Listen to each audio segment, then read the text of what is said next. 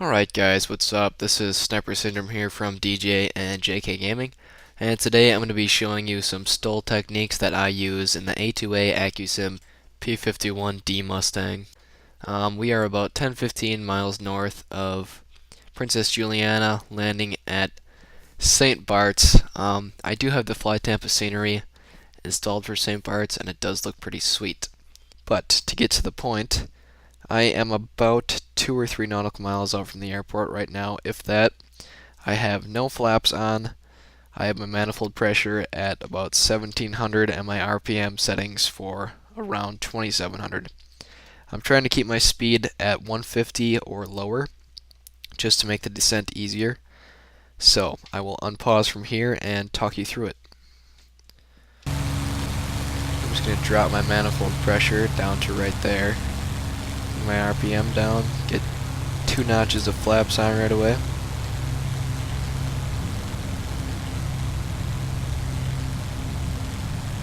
Drop the gear down as soon as we hit that green. Throttle down to 0 for a little bit just to help the descent. Flaps on all the way.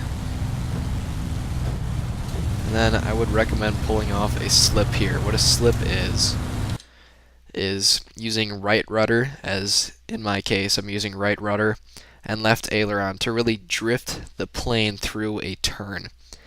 It helps create drag and lose altitude faster than normal. So now I'm just going to pull off a left slip going the other way and start my turn into the airport.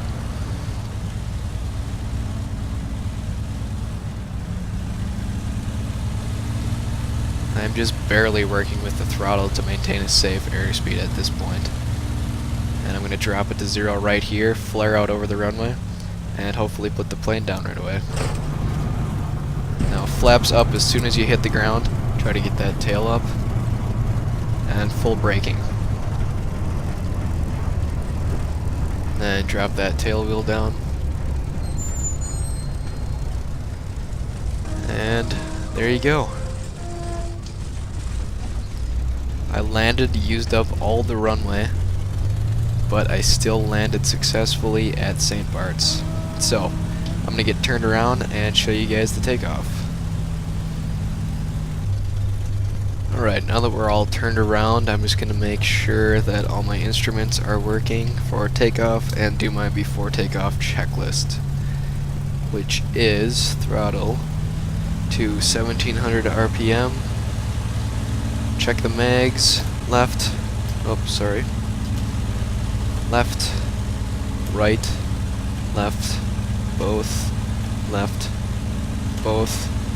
That's just a check to make sure that all the mags are working and there's not too much RPM drop. Now I'm going to cycle the prop just a little bit. There is an RPM drop, so I put it right back up. And then check the supercharger to make sure that's working.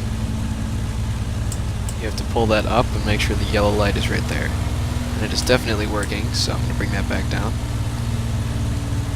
And we are all good to go.